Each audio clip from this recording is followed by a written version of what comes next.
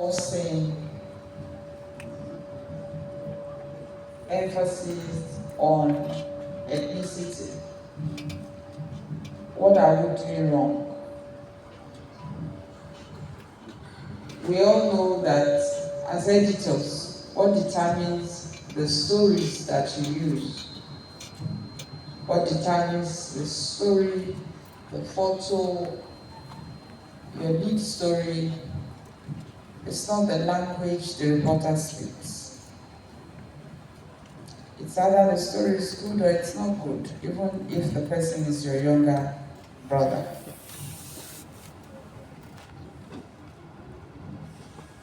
I have worked in different media houses, and that's my personal experience. It's either you're good or you're not. And we are here, we're already editors. Is this the baton that we're passing on? Can we honestly thumb our chest that we're handing over the newsroom over to a generation that will carry on the tradition that formed us, the tradition that ensured that we knew what was right, what should be done, what's deadline. At the table that I was sitting at before they called us on, what we discussed last at that table has stayed on my mind, and it fitted right into the topic and what the keynote speaker talked about. What kind of reporters are we reading? I read English as a first degree, but I was formed, whatever this is, as Funke Egbemode today, it was not what was formed at OAU. The newsroom builds the package. Is this the package editors are building? My colleagues at the table were talking about reporters, interns, and then those who have been in the newsroom for 5, 6, 7, 10 years, asking editors to write questions for them to ask the person they are going to interview. Something is wrong. Because if you leave that kind of person to go and do an interview, and the person is going to interview is somebody who also speaks the same language with him, the interview probably will just be conducted in their mother tongue. And they'll figure out, the guy will return to the newsroom and figure out how to extract the ones that he wants used. We need to train. As Commissioner for Information, I saw a reporter do that to me. He interviewed me for his newspaper. And when the interview was sent to Lagos, the editor he sent it to said he could not recognize me in that interview. That did I actually say all those things? Fortunately, my PA also recorded and transcribed the same interview. This old reporter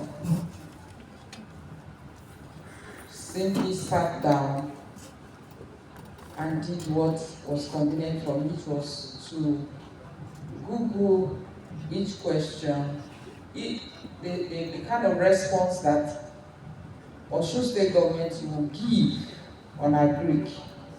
So he formed a question for me Outside. and copied and pasted the answer. Are we training the next generation about what is important, professionalism, and that ethnicity will only widen the already wide crack and crack the nation wide open? We need to make conscious efforts, real conscious efforts to train in-house if we are not going to allow what is going on around the newsroom to consume the newsroom. And if we do that, we'll be able to rescue the pen from irresponsibility. The keynote speaker talked about handing over the pen without principles. We must hand over this battle with responsibility to people who will know what we have. We wield a lot of powers. We also must be able to show that we are the people who went to school, not the hacks, not the hackers, not the pretenders, not those who say that they are citizen journalists. You know, every time I get the microphone, I must talk about that. There are no citizen doctors, there are no citizen lawyers, there cannot be citizen journalists. You are either a journalist or you are a hacker. Let us do what we must do. But those who are also holding us responsible, even though, like my Oga Izeze said, we were not elected, but we are responsible to the people, just like those who are elected. We just don't have tenure. Nobody re-elects us, we are here. Our tenure is perpetual. But those who do not support our business should also think about what they're doing. I am having also run for some time the affairs of a media house. Get this feeling that it's a conscious thing to strangulate the media. The way our businesses are attacked in every form and not supported in any form. We don't pay salaries, and so we are bad people. We are corrupt, so we are bad professionals. The people who do what they do also know why they do it, so they can keep us in that slot. We will continue to appeal to them, and as you have seen, no governor thought that we are big enough to create time and be here for. It must stop. We have to do something about it. But the purpose for today is let us do everything to train the next generation. That's my point, my takeaway. That we train the next generation, they do not begin to widen the cracks of ethnicity, because if they're not good, if a reporter is not good, he is not good. He will not hold anything, he will not have principles.